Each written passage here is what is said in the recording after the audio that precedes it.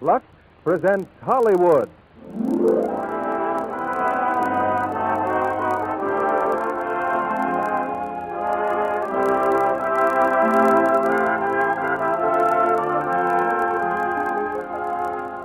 The Lux Radio Theater brings you Berkeley Square, starring Ronald Colman and Maureen O'Sullivan.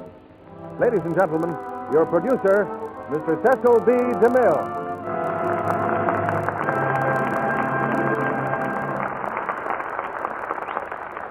Greetings from Hollywood, ladies and gentlemen.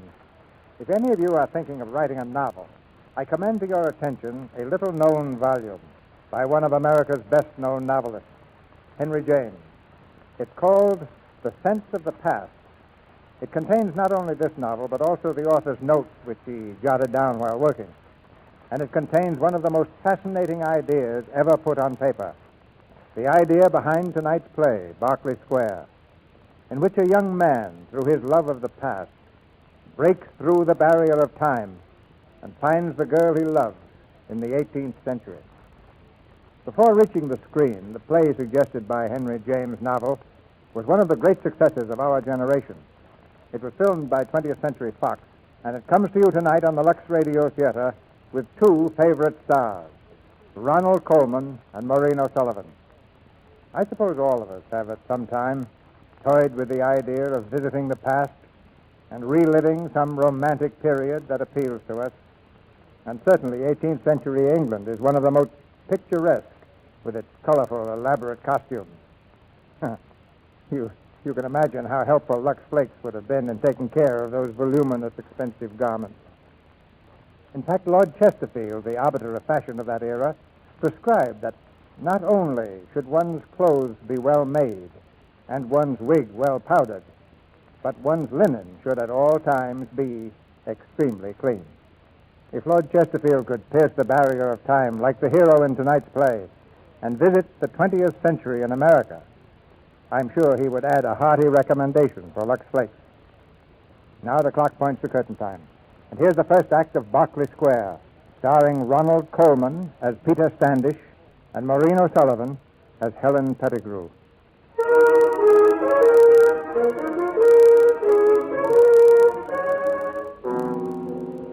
How many of us have longed to escape from the narrow limits of reality into the romance and excitement of another time and another century?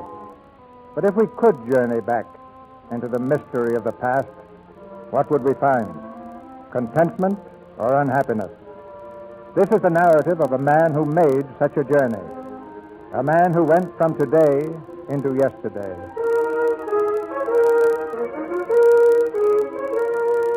London, 1939. A week ago, a member of the staff of the American Embassy resigned his post to assume a commission as military observer with the British Expeditionary Force. His name is Peter Standish. This is his last night in England. And now, in a large and venerable home in Berkeley Square, he sits alone, writing feverishly. I am leaving England tomorrow. My orders read that I am going to France. A lot of bother and expense to the War Department, for I do not think I shall return. My hand is steady as I write, my mind clearer than it has been all my life, and I am happy. But I can't help wondering what purpose I serve by writing down the events I have experienced since coming to Berkeley Square 2 months ago. Perhaps it is with a faint hope that poor Marjorie someday shall find this, and reading it will understand. Or perhaps in writing, I can live it all again. It began with the day I found the crux ansata. It also was on that day that Marjorie came to see me. Marjorie. Hello, you. Aren't you going to kiss me? Again and again, if I may. Well, that's better. Peter, do you realize you haven't seen me, not even called me, for 2 days? Is anything wrong? Oh, no, of course not. Well, then, finish up whatever it is you're doing, and we'll... Why, Peter, I believe you've forgotten all about it. Forgotten? What? Well, darling, tea, of course. 4 o'clock with Mr. Little from the embassy. Oh, my dear. Well, I can be ready in a moment. A week's time. Oh, Peter, what's that there on your desk? Oh, I just found it in the attic. It's the crux ansata. Crux ansata? I was looking at it when you came in. The ansata cross. Yes, I'm sure that's what it is. The symbol of eternal life. And that's not all I found. Look. A diary? Yes. Peter Standish's diary. It says here, his trip from New York to England took 27 days. The Revolutionary War was just over. He fought under Washington. Look here. He says here that Sir Joshua Reynolds refused to finish his portrait. But he did finish it. There it is on the wall. Look, it's obviously all Reynolds' work. Peter, that portrait, I've always said you might have sat for it yourself. And his name was Peter Standish, too. It's very odd. Yes, he married Kate Pettigrew, the elder sister. They lived right here in this house. Then there was a younger sister, Helen. And look, here in the diary, here's something about a shawl, a cashmere shawl that Helen's aunt gave her just before Peter's arrival here. You see? Look, minute details. Peter, I don't understand it. You don't understand what, dear? Well, this place, it's like a museum. Why would they leave things here for 155 years? Oh, the house has always been in the Pettigrew family. And for some wonderful reason, each new generation kept things just as they found them. Just as they found them through all these years. But this fascination it holds for you, it's not natural. Oh, it's the most natural thing in the world, my dear. After all, it was a Standish ancestor of mine who built the place. Well, I still don't understand why old Mr. Pettigrew left it to you in his will. Because he knew I'd take care of it. What? Well, old Pettigrew was rather fond of me, I suppose, and after all, we were distantly related. But I've told you all this before, my dear. Yes, I know. And look, Marjorie, look, just look at these letters.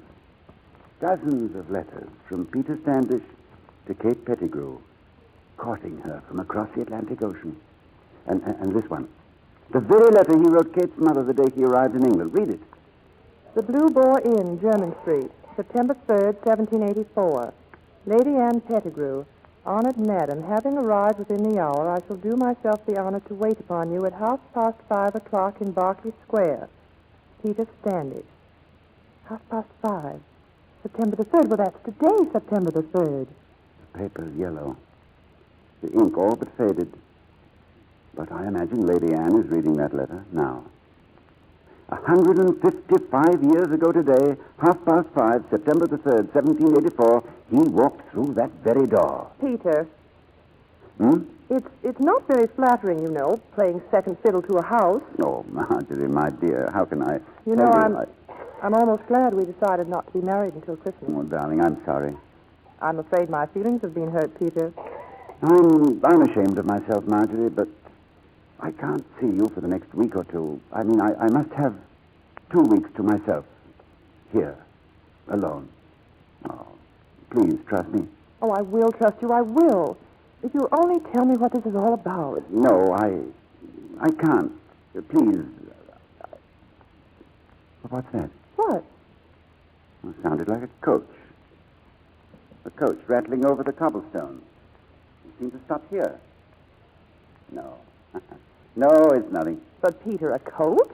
Cobblestone? Yes, silly, wasn't it? Well, should we go and pick up Johnny Little? Oh, yes, and let's walk. A little fresh air will do you good. But I have to be back here at 5:30. Someone coming? No, but I must be here. Mystery upon mystery. Very well, darling, you shall be here. I'm behaving very badly, Marjorie. I know it. I know it, too. Why do you put up with me? Possibly because I love you. Thank you, Marjorie.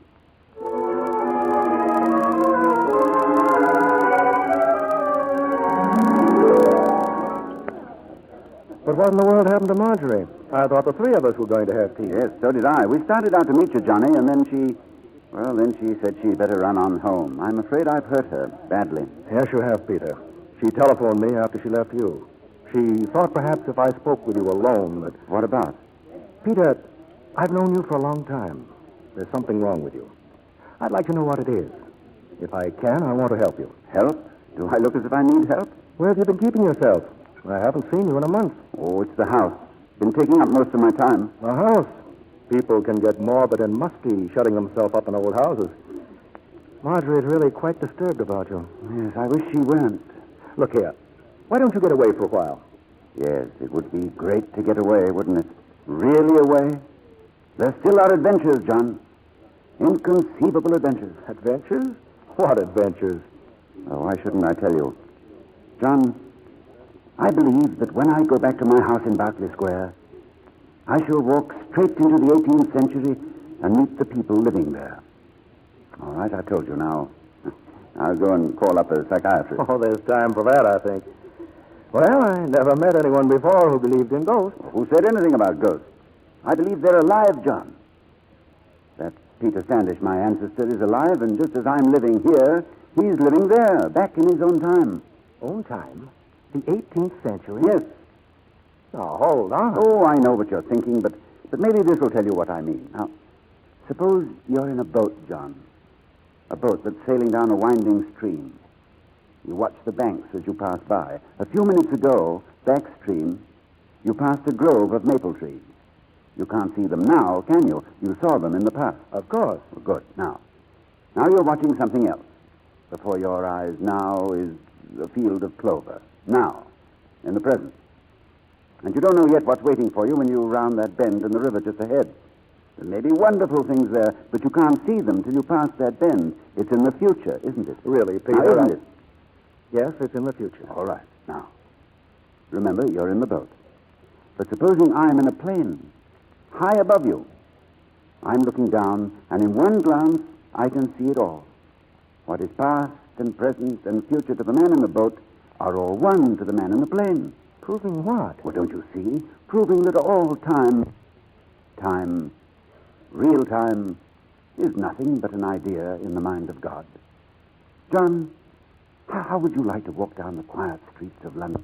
Breathe the clean, fresh air instead of gasoline fumes. Ride in sedan chairs. Meet Samuel Johnson and John Adams, our ambassador. And how far would you get? You'd make mistakes. They'd find you out. No, John, no. I have a passport.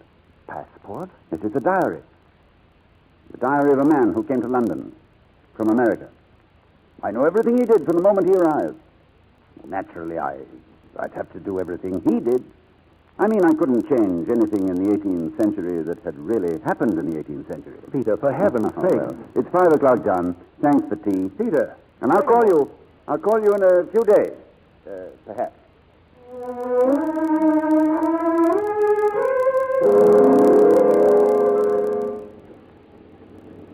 Berkeley Square, you said, sir? Which house? Just a little further on. No, never mind. I'll get out here. But it's pouring, sir. Well, that's all right. Here. Thanks, Governor. By the way, what time is it? Time? About 25 minutes after 5. 25 minutes after 5. Thank you. Dummy.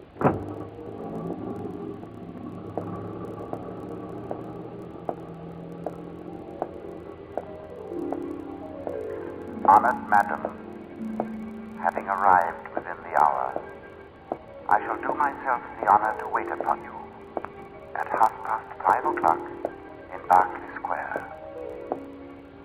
5:30, Berkeley Square. 5 more minutes. 5 more minutes.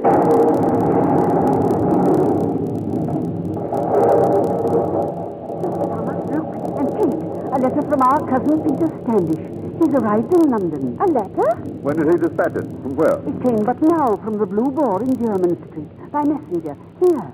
Wait upon you at 5:30. Why, say, Ma'am, it's almost that now. Storm or no storm, our Yankee wastes no time. Kate, you will welcome him downstairs. Oh, Mother, not alone. Surely you'll present him to me. You will do as I tell you. Odds blood, the girl grows timid. Now look at Kate. Hook this Yankee Standish, and there need be no more talk of poverty in this family. Money. I know what you've in mind for him, dear brother. Drink and cards. A companion who will pay for your entertainment and your losses. Your future husband will find you sharp of tongue, my lad. Odds of life, if only he'll take you. Mr. Throstle, milady. We shall receive him, Mary. Throstle, that disgusting little man. Hush. You well know Mr. Throstle is to enter our family, too. And what of my poor sister's feelings, Mum? What's wrong with Throstle? She's none so good, perhaps.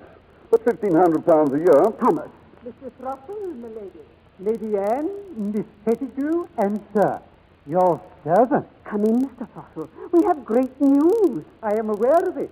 I met but now Major Clinton. He journeyed from America with your cousin, milady. America, Thomas. Remember, you are not to say colonial. Yankee puppy, then. Milady, Miss Helen. You'll find Miss Helen in the music room, dear Mr. Throstle. Oh, yes.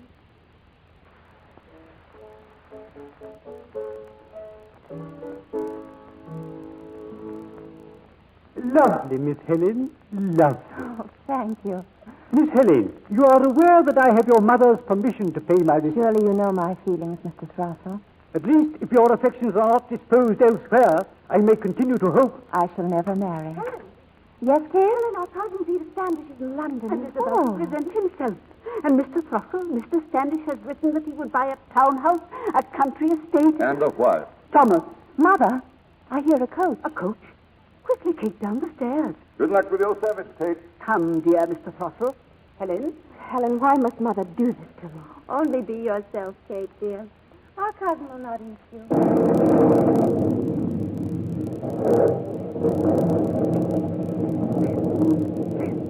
Where is he? What happened to him? I don't know. Well, he must be here. We saw the coach from upstairs. Well, I thought he must have let himself in. Mary said she heard no knock on the door. No, she didn't hear it for the rain. Go and let the Yankee in. No, he's not there. I just looked. Well, someone must have let him in. Oh, of course. He's gone to the servants' quarters. He knows his place. I'll bring him back, sister. Yes, I'll wait.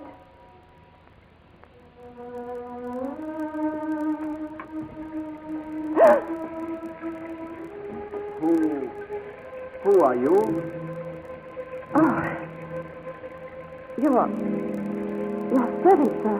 Kate Pettigrew.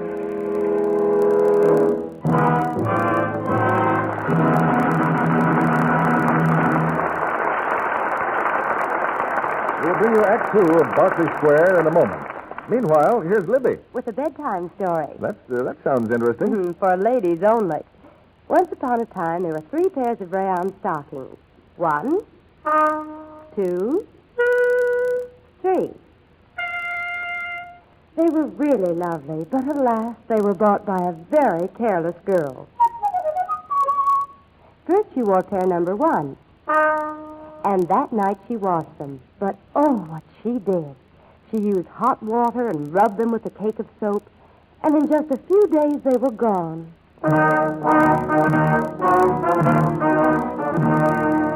So then she wore pair number 2 and washed them.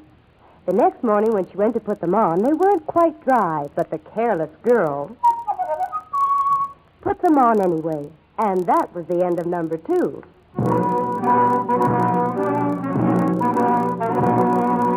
She was furious.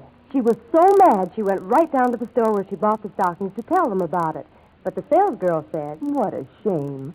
But these are lovely stockings. With the right care, they'll really wear. Did you use Lux? And dry them thoroughly? At least 24 hours?" So that night, when the careless girl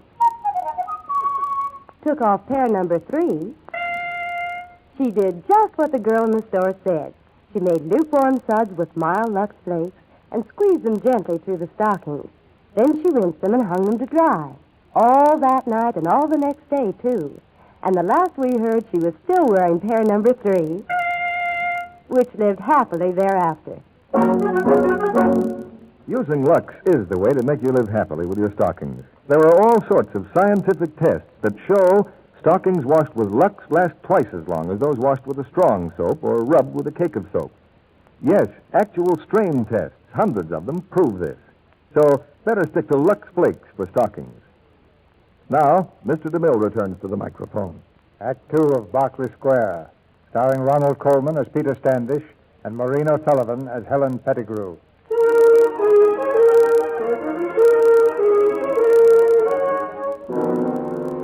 Berkeley Square, September 1939. And at his desk, Peter Standish continues to write of the bewildering events which have carried him out of the present and into the year 1784, to the 3rd of September, 1784, when at 5:30 o'clock on a rain-swept evening, the door of this very room stood flung open, and Peter Standish stood before Miss Kate Pettigrew. Have you had a tiring journey, cousin? I just come over from America. Indeed. We had not thought you came from Poland, sir.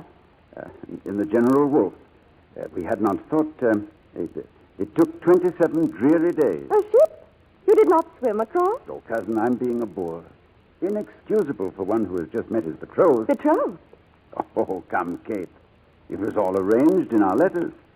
Or don't you want me to kiss you? Oh, Lord, sir. I vow you are the audacious fellow I've told Helen we must expect. Helen? Oh, yes, your sister. Of course, if you want a formal declaration of my sentiments, I know exactly how it was done. How it is done. Miss Pettigrew, fair cousin, will you be my wife? Oh, you go much too fast, sir. Oh. Tell me, Mr. Standish, in America, do visitors just walk into houses? Walk in. But I pressed the bell. The bell? The buzzer. The buzzer? I knocked. But who let you in? The door was ajar. I walked in. Raining cats and dogs, you know. But your clothes. Your shoes. They're dry. He's disappeared. And blood, the Yankees. Oh, My brother Tom, Mr. Peter Standish. Servant, sir. Mom, he's here. In here. In there? Mom, I present our cousin, Mr. Peter Standish. 10,000 welcomes, dear cousin. And allow me, sir, our dear friend, Mr. Throstle, and my other daughter, Helen. Mr. Standish. Miss Pettigrew? Now then, sir, I'm ready to show you the town. Yes, by all means. Of course, I shall put you up in Brooks Club. You'll meet every gentleman in London at Brooks Club. And when you wish, sir, I shall be glad to present you to the President of the Royal Academy, Sir Joshua. Reynolds? Sir Joshua Reynolds, the painter? Whom else, sir? Do you think he'd paint my portrait? Aye, at 100 guineas. A monstrous sum, cousin, but he's the fashion. Our prospective brother-in-law, Mr. Throstle, may persuade him to paint you for less. Brother-in-law? Oh, Tom, please. Helen, dear, what good fortune. Our cousin is here for your birthday reception. Your birthday, Miss Helen? Yes. Why, of course. Your aunt's gift is for your birthday. The cashmere shawl. Oh, is it a shawl? She sent a parcel for my birthday, but I wasn't to open it until then. Well, I'll go and open it now. Oh, strike me. How do you know about Helen's present? Oh, I really don't know. It's just a hunch, a shot in the dark. Hunch, sir? Shot in the dark? Look, an American jest. Look, it is a shawl. Is it? Why, Come, sir, how did you know? Well, here's a rival for you, Helen. Looky, cousin, can you read thoughts like my sister? Helen reads thoughts? Oh, at times I seem to see things that others do not. What things? Why, I believe you're trying to change the subject, Mr. Standish. Mom, I fear our cousin is not well. Oh, it's just a headache, a rather tiresome headache. Then you must rest till dinner. Tom? Come, sir. You to your room, and I to the blue ball for your boxes.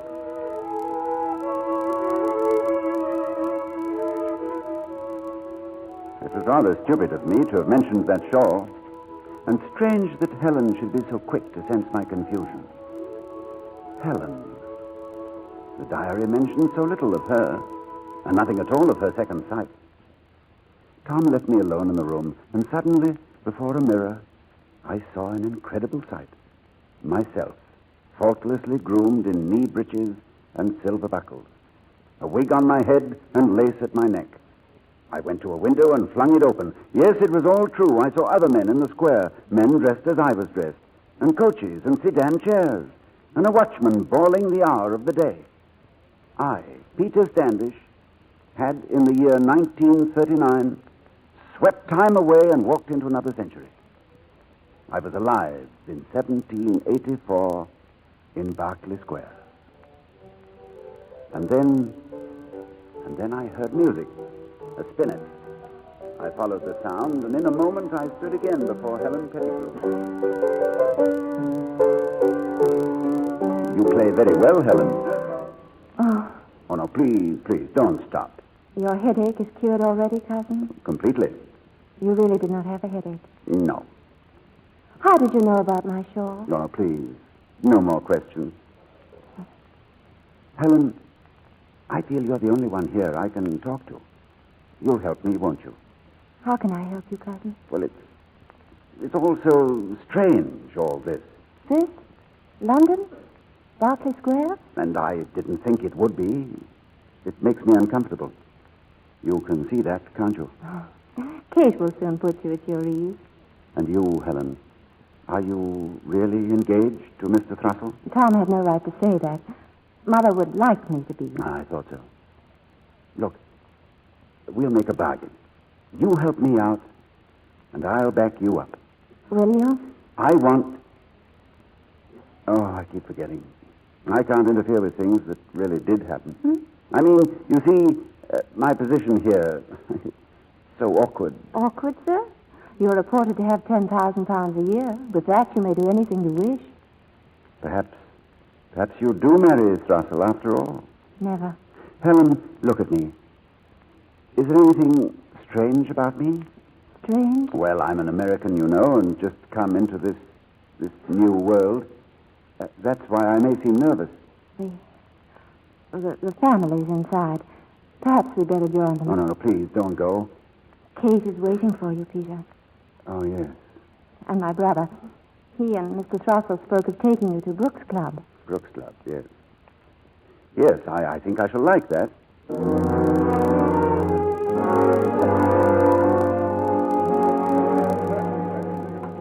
Would you look at him, Major? Just look at him. Perhaps he's never before viewed a gentleman's gaming club. That scant excuse to ogre like a country lout. When we came here an hour ago, he turned his back on the Prince of Wales. And why so, Mr. Thrussell? Because His Highness blew his nose with his fingers. Oh, come now, come. I sailed across the Atlantic with him. That doesn't sound like my Yankee at all. Hi, Standish. Have I had the honor, sir? Well, Standish, you haven't forgotten Clinton. Major Clinton?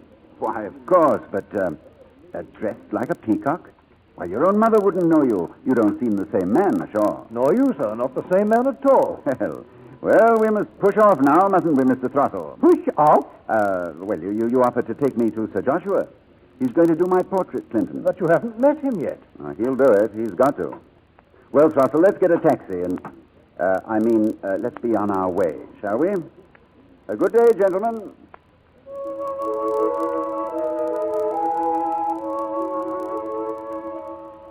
A few minutes later, I was talking with the greatest portrait painter England has ever known, Sir Joshua Reynolds. In the days that followed, I made frequent visits to his studio. And one morning, Helen and Kate came with me. Please, Mr. Standish, the pose. Oh, I'm sorry. Tell me, sir, now that you've broken away from England, you're determined to do great things in the United States, are you not? Oh, I suppose we shall. You see, Sir Joshua, our forefathers, that is we have brought forth upon that continent a new nation, conceived in liberty and dedicated to the proposition that all men are created equal. All men created equal? But, sir, that proposition is absurd. Absurd? Well, yes, yeah. I suppose it does seem a little cockeyed. Cock-eyed? An American term, Kate. We've invented a new language over there. Step down, Mr. Standish. I can paint no more today. Sir Joshua, what's wrong? His face. Something in his face. It completely eludes me. A very ordinary face, Sir Joshua. It is anything but that, Mr. Standish. It holds something I've never encountered before. Oh, now what expression in any face could elude an artist who painted Mrs. Siddons, the mistress of all expressions, as the tragic muse? What? What did you say? The tragic muse. Sir, you make sport of me. You have talked with Mrs. Siddons? Peter, you haven't met Mrs. Siddons. I only say what everyone else knows. Surely the tragic muse is painted. Come here.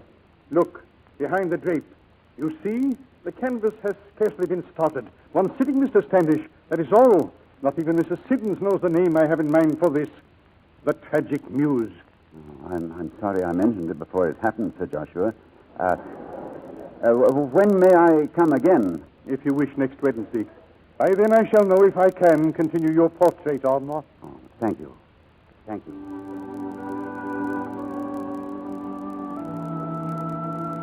Helen's birthday was the next day. Late in the afternoon, I saw her alone in the garden. I had to talk with her. As I passed the drawing room on my way out, I overheard Kate and Lady Anne. But I tell you, Mom, I scarcely ever see him but that he's with Helen. Kate, this is unlike you. You think me jealous? Is that it, jealous? You're a girl, my dear, and he is handsome and rich. Jealous? But no, I am not. Mother, when I am with him, I'm afraid. Afraid? Afraid of what? I do not know. But I love my sister. And when she is with him, I am afraid for her. Rubbish, child. Now to your room and get dressed. Have you forgotten the birthday ball?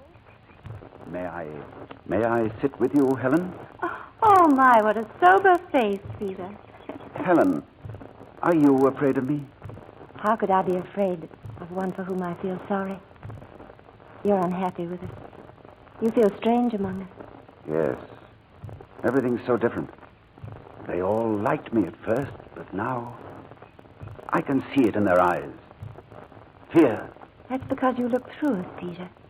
You seem to know what we think, even what we're going to do next. I wish I could help you. Oh, but you do, just by your sympathy. Even though you can't possibly know how much I need it. Oh, the days are all right. I go about your old London. That's the most marvelous experience that ever came to a living man. But at night, as I lay awake, it all seems like a nightmare. Until I remember you, Helen. Helen, you're not like the others. You're real. And I want to take... I'm Helen, Peter. And my sister is Kate, whom you're going to marry. Helen, where are you going? I'm going to dress for the party. Our guests will be arriving soon. There he is, Clinton. See? By gad, you'd think there was no other man in London. A most amazing revel, gentlemen. Why, every morning the servants must fetch buckets of hot water so Master Colonial may wash himself. Wash himself all over? Every morning, Mr. Throstle. All over every morning? Well, we shall see about that. Standish. Yes, Major? What's this talk of baths? You took but one bath aboard ship, and you talked about that for a week. I cannot stand salt water, sir. But all over, Mr. Standish. Well, you admire the Romans, Mr. Throstle. The Romans bathed? Excessively so, in their degeneration. But the virile powers of the Roman Republic were... We're doubtlessly as dirty as you. Yes, Throstle, I suppose you're right. Pray forgive me, gentlemen. Ah, Lady Anne. Peter, she's here. She's asking for you. She, milady? The Duchess, Peter. Oh. The Duchess of Devonshire. You'll find her enchanting, Standish, providing you do not keep her waiting. The music room, Peter. The music room.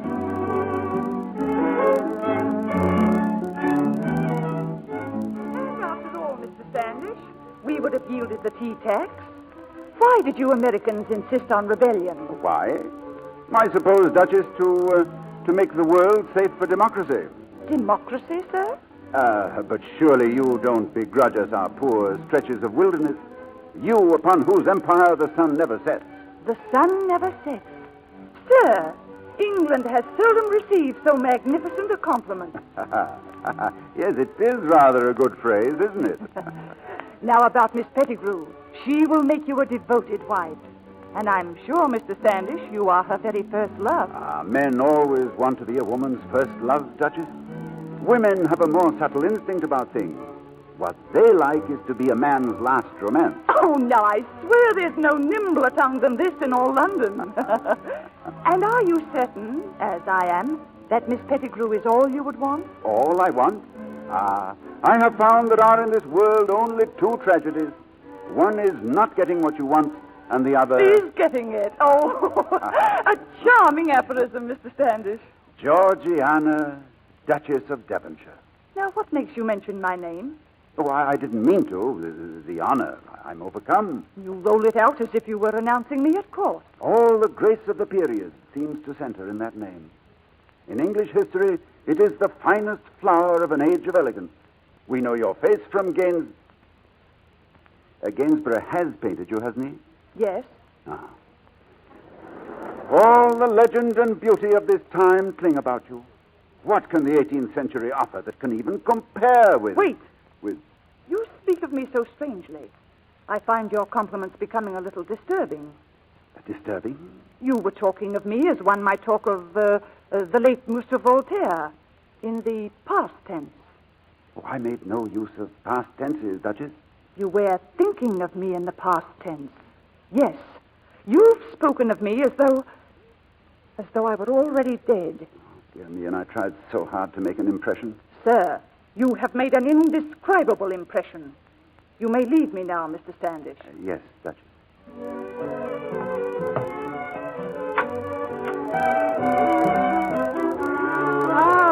Standish.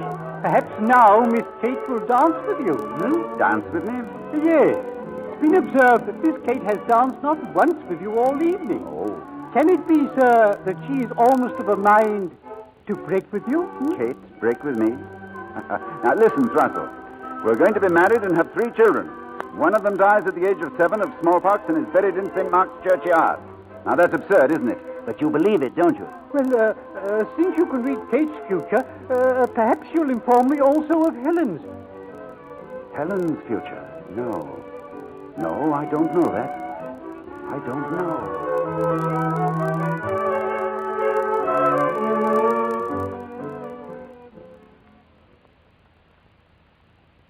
After the guests have departed, Lady Anne, truthfully, I have never attended such a ball in all my life. Oh, but it was horrible, horrible. Horrible? Why, Helen. The Duchess, Peter. She repeated the things you said. Things that don't sound like you at all. Oh, I just dazzled her with a couple of epigrams borrowed from a fellow named Oscar Wilde. A friend of yours, Peter? No, he won't be around for a couple of Well, never mind. This is just a little bit complicated. Complicated? Oh, dear, dear. The Duchess is afraid of you, Peter. And Helen, you are not even commonly civil to poor Mr. Thrussell. Oh, I'm distracted. Cousin, Yes? we've been speaking with Sir Joshua, Kate and I, before he left. He would destroy your portrait, sir. Ah, he would, but he won't. He'll complete it. Painters have good eyes, cousin. What is it that Sir Joshua sees and we do not? How did you ever get into this house? You walked in here, but no one saw you. You remember the rain, Tom? His shoes were dry. Stop it at once. Madam, if I could have a moment alone with Kate. Indeed, yes. Come, Helen. Tom. Kate, you mustn't talk like this. We're going to be married. Never. I fear you as I fear the devil. I'm leaving here in the morning for Budley. We are going to be married, Kate, and have children and live here. That happens. Look at me. Look at me and tell me that you love me. Oh, I can't. I can't say that. Kate, wait. Wait, go to Budley, but you'll return. And when you see me again, I may be changed. I may not be the same man. I may feel differently then about Helen and Thrussell. And if I do, promise me that you'll stand by Helen. She'll be alone. She'll need your help.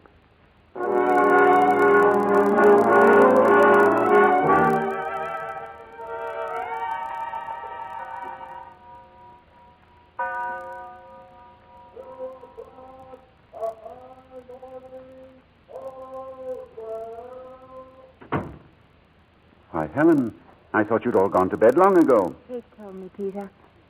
Try to forgive her. Oh, she simply discovered that I don't love her. But you wanted her to marry you. I had to play a part. That was all. Peter, how can you know of things that haven't happened yet? Now, first it was my shawl, and, since so many things. Tomorrow seems as real to me as yesterday. Oh, I want to see ahead, too. I want to know all the wonderful things that are coming after we are dead. Yes, you're in love with the future just as I was in love with the... Why? Why do you want to know? So that I can make Kate understand and be happy with you. And because I love the world and being alive, I want to see ahead because I love it so. Kate would never understand, Helen.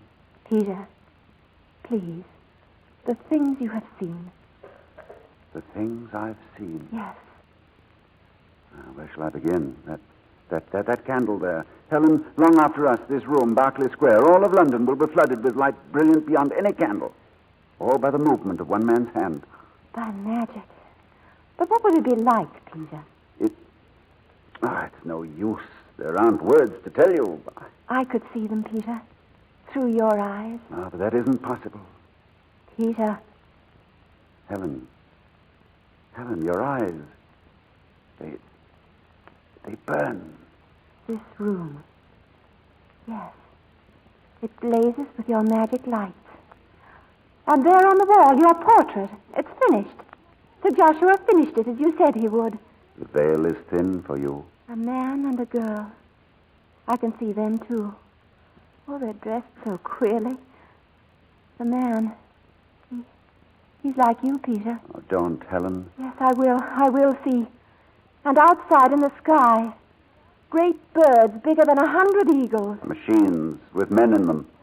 And water. There's water, the ocean. That great floating mountain there. A ship. No sails, no masts. And beyond, a great cluster of towers reaching into the clouds. Only a city across the sea. Oh, a fairy city. Men who fly like birds. They cross the ocean. Their houses pierce the sky. They'll conquer evil. Oh, Peter, they'll be like angels. Not men. Oh, close your eyes, Helen. I will Close see. them. I Close will them. see. Oh, devils there are. Demons. Close them. With masks on their faces. A yellow mist is around them. They fall, they twist in the mud. Lights flare everywhere in a great flame. It opens like a flower. A flower that blows 50 men to bits. Curving streams of fire. Pumped out of hoses to shrivel men like insects. Oh. 1917. And it'll happen again in another generation. You want to see more of the future? It isn't true. God would never have put us here to suffer for a race of fiends like that. There must be beauty there, too. And love. There must be. Yes. Yes, there is. Helen, try and understand, and if you can't understand, then believe what I tell you now. I have come to you from that other world. A world you must forget, just as you must forget me. Forget you? You know I can't do that, Peter. I love you, Helen. God help us both, I love you. I loved you before I ever saw you. In my first dream of you. Coming from somewhere far away to meet me. Oh, this is no part I'm playing now. I'm myself. Myself. Oh, take me with you, Peter. Oh, I can't. That isn't possible. It isn't my life or yours. It isn't my world or yours. Don't leave me. Don't go and leave me. No, I'll never leave you, Helen. Never. Oh, Peter. There's never been a kiss like this since the world began.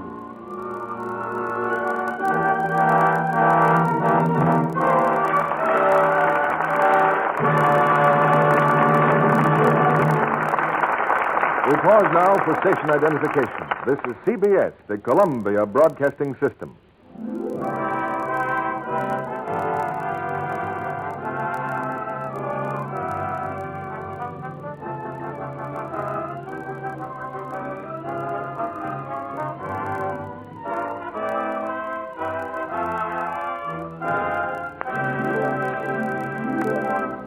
We'll return with Act 3 of Berkeley Square in a moment.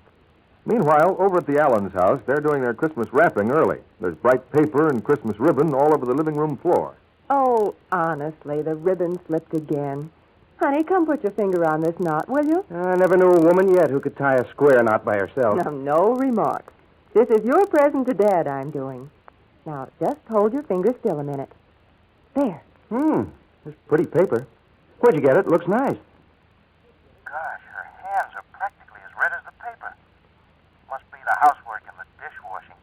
I hate to see them like that. Isn't it cute? Someone gave it to us on a package last year, so I saved it and ironed it smooth. Oh, what a thrifty wife you turned out to be. But you don't have to pinch the pennies that hard, honey. As a matter of fact, I was just thinking, maybe we ought to get someone to help you with the housework and the dishes and things. Oh, Bill, you darling. As if there were such a thing as a maid these days. Now, whatever made you think of that? Oh, dear, he's noticed how awful my hands look. I simply must do something about it. Oh, say, before you sit down, turn on the radio. Sure. Thrifty, too. Lux does up to twice as many dishes, ounce for ounce, as any of 10 other leading soaps tested. So if strong soaps have left your hands rough and red, change to gentle, thrifty Lux Flakes. Remember, you can change dishpan hands to soft, smooth Lux hands for less than a penny a day. Why, maybe that's what's wrong with my hands. That strong soap I've been using for the dishes. I'll have to get some Lux tomorrow and see. And now, Mr. DeMille returns to the microphone. 3 of Berkeley Square, starring Ronald Coleman as Peter Standish and Maureen O'Sullivan as Helen.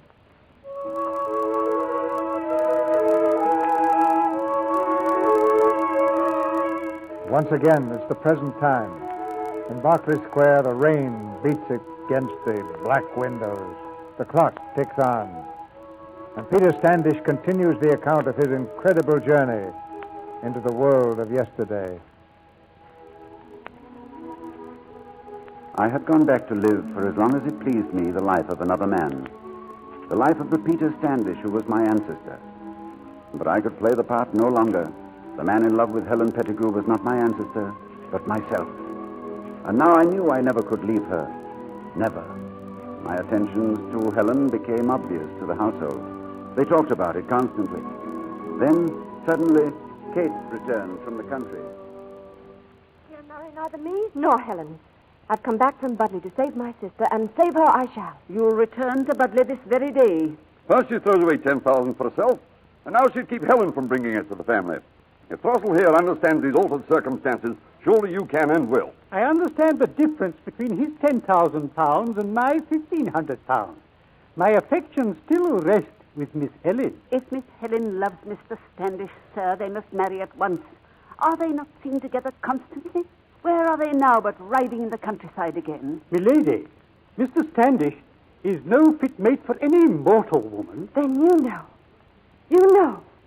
Yes, he cast his spell on me, but God took pity. He saved me.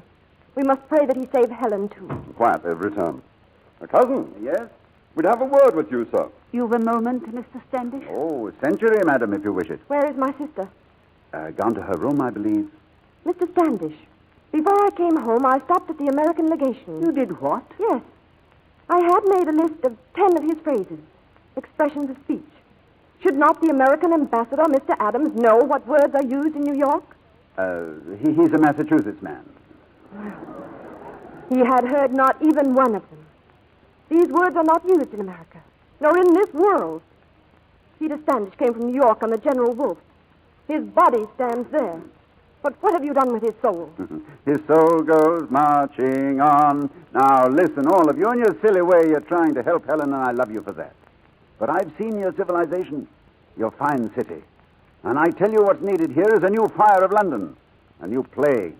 Dirt, disease, cruelty, smells. Lord, how the 18th century stinks. Sir. Madam, I've seen you in Sheridan's plays, read you in Jane Austen's novels, plowing straight ahead over everything like a tank lumbering through the mud. You hear that, Kate? Like a tank. There's your 11th strange word from the lexicon of Beelzebub. Peter Standish came from New York aboard the General Wolfe, did he? Well, Peter Standish came from New York in 5 days aboard the Queen Mary. So I make a few more blunders? So I drive you back to Budley, Kate, at 50 miles an hour? No, not in a broomstick, in an automobile. Ah, you're all over and done with. You're dead in your grave. Ghost! Stand aside from the door. Stand aside. Stop her. She'll tell Helen. Clear out. Get back to your grave. Ghost? Grave? Mr. Thrussell, you're a dead and buried little pipsqueak. Let me alone. No. Exorcism. Thrussell cast out the devil. Banned by bell, book, and candle. Did you smell the brimstone, Thrussell? Shall I show you my cloven hoof? Am I to vanish in a clap of thunder? I'll set 10 little devils on you. No.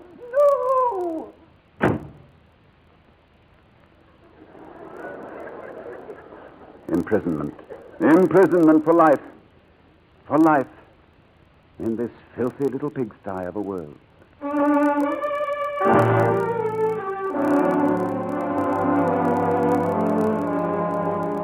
Peter. Yes? They've told me, Peter. Told me how you feel.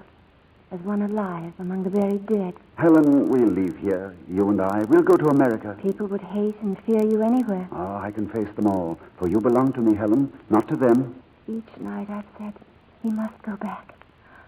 But each morning when we'd be together again, I'd think, oh, only let me have one more day.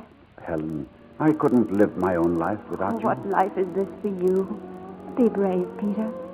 We two alone have been chosen for this wonder out of the millions of lovers since time began. Our love is more real than if you'd been born in my world, or I in yours, because it is a miracle. That we've come together at all. Doesn't that prove we weren't meant to lose each other? Yes, and we shall be together. Always, Peter. Not in my time or in yours, but in God's. Helen, you love me. You can't want me to go back. You love me. with all my soul. Then I stay here. My world's a nightmare to you, Peter. A living death. Because you love me, you condemn us both to that? No. No, leave me while our love is still beautiful. I ask it for my sake. Oh, Helen. You've your own life to live out in the future. Don't be too sad there about a girl who's been dead so long. As I grow old, your youth will seem to me eternal youth. For you will come, won't you? Young, as I see you now, to my grave in St. Mark's churchyard. To you, that will be tomorrow, and yet it will be generations after I'm dead. Oh, Helen. I'll ask for a stone with the letters cut deep, so they won't wear away before you come to me. Helen, I love you only, now and in my own time, and in whatever time may come. And I believe. If only you could take back with you just one thing that was mine. Wait. There is something. This. Father found it in Egypt when the fleet was there. In some strange way, it's meant so much to me. The Ansata cross, symbol of life, of eternity. Helen, that was mine. This little thing has crossed the great darkness between us. Mine while I lived, and yours in a world that I shall never see. Go, Peter. Go now. Please. Oh, Helen. No. This was our parting. Please.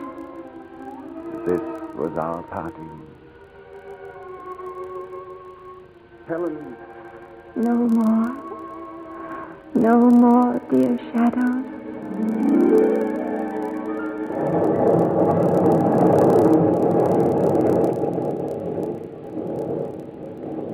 I had made my journey across the bridge of time, connecting today and yesterday, and I had returned. Behind me remained the Peter Standish of the 18th century, the man who sailed from America on the General Wolfe, who did marry Kate Pettigrew, whose portrait Sir Joshua Reynolds did finish. In his diary, he mentions a sudden happy change in their attitude toward him. He couldn't understand it. He must have had a fever, they said. But they didn't question him. A man with £10,000 a year could afford to be eccentric. The calendar on my desk says September 1939. Next to it is a simple wooden carving, the Ansata cross. I shall take it with me when I leave for France tomorrow. Earlier tonight, Marjorie was here. Peter, they just told me. You're leaving for France? Yes, tomorrow. But you'll come back. And perhaps when the war is over and things are different, what? Oh, I know, Marjorie. I know. We were going to be married. It seems so long ago. Peter, that portrait on the wall, surely you don't think any longer that you are he? No, but something has happened. Something which you could never believe. So, well, now it's goodbye, Marjorie. Never mind, Peter. I can't break an old habit. I shall go on looking after you, even if it's from a long way off. Oh, forgive me, Marjorie. You're fine and honest as always, Peter. It's all right.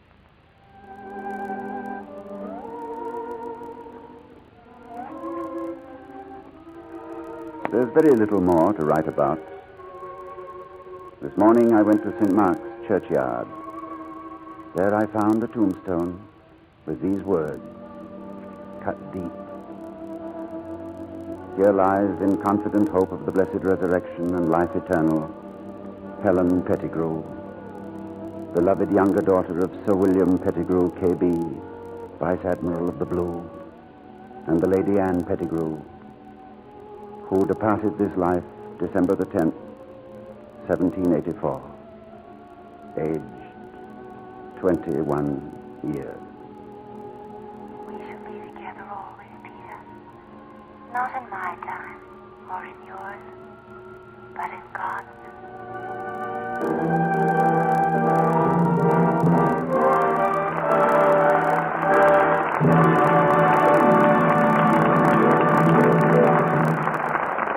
Our stars will be back for their curtain calls in just a moment. Did you ever think of 3 as a very important number? plays usually have 3 acts. A yard of material is 3 times as long as a foot. Or if you're baking a cake, a tablespoon of shortening is 3 times as much as a teaspoonful. Here's another 3 rule. When it comes to washing pretty underthings, Lux Care keeps them lovely 3 times longer. Strong soap, hot water, and rough handling leave delicate lingerie faded and old-looking in no time. And seams often pull, shoulder straps fray, lace gets holes in it. Exactly the same kinds of slips, washed the gentle Lux way, come out lovely-looking time after time. In actual tests, the Lux slips looked nicer after 30 washings than the wash day ones did after only 10. So, if you want to keep those pretty undies of yours dainty and new-looking longer, stick to gentle Lux Care.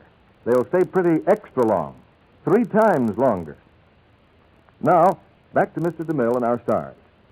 And now our thanks to Ronald Coleman and Maureen O'Sullivan for their very able and sincere performances in Berkeley Square. You gave us a fascinating play to do, Mr. DeMille. Did you read, Maureen, where one columnist reports that Berkeley Square is going to be made into a musical at 18th Century Fox? 18th Century Fox. I mean 20th Century Fox. I've been rather moved by tonight's play. You certainly were moved about 2 centuries. I should think Berkeley Square might make an excellent musical, Mr. DeMille. Yeah, think of the chances for song titles. This is a lovely way to spend an Ian. Or snuff gets in your eyes. As for costumes, think what you could do with bustles. And think what you could do without them. Oh, Maureen.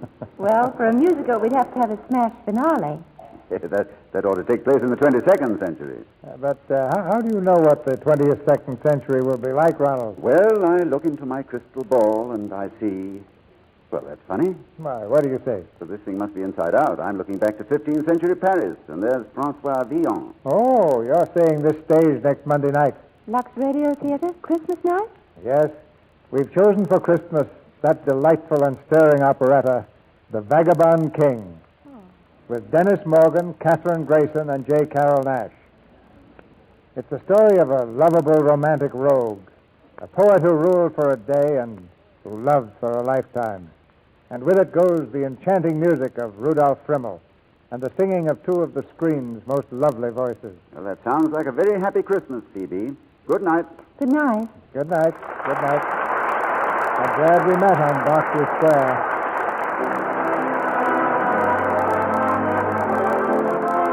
Our sponsors, the makers of Lux Flakes, join me in inviting you to be with us again next Monday night when the Lux Radio Theater presents Dennis Morgan, Catherine Grayson, and J. Carroll Nash in The Vagabond King.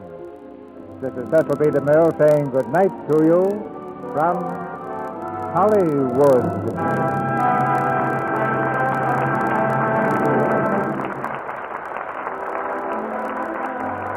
Now, an important reminder to housewives. There is still a critical shortage of waste fats and greases needed to help win this war more quickly. Save every drop of waste fat from your kitchen. Strain them into a clean can and rush them to your butcher. He'll give you 4 cents and 2 red ration points for each pound. Ronald Coleman may currently be seen in the Metro-Goldwyn-Mayer Technicolor picture, Kismet. Heard in tonight's play were Dorothy Lovett, Charles Seal, Gloria Gordon, Leslie Dennison, Claire Verdera, Jacqueline DeWitt, Colin Campbell, Eric Snowden, Norman Field, Gwen Delano. Our music was directed by Louis Silvers. This program is broadcast to our fighting forces overseas through cooperation with the Armed Forces Radio Service. And this is your announcer, John M. Kennedy, reminding you to tune in again next Monday night to hear The Vagabond King with Dennis Morgan, Catherine Grayson, and J. Carroll Nash.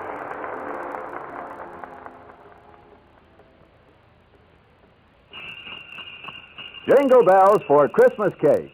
Try Kate Smith and Aunt Jenny's Holly Wreath Nut Cake, made with new Easy Mix Spry. It's super delicious with the flavor of orange and almond and nuts. Stays fresh so long you can enjoy it all through the Yuletide. Look for the recipe. See the Spry ad in newspapers and December women's magazines. Be sure to listen in next Monday night to the Lux Radio Theater presentation of The Vagabond King with Dennis Morgan, Catherine Grayson, and J. Carroll Nash. This is CBS, the Columbia Broadcasting System.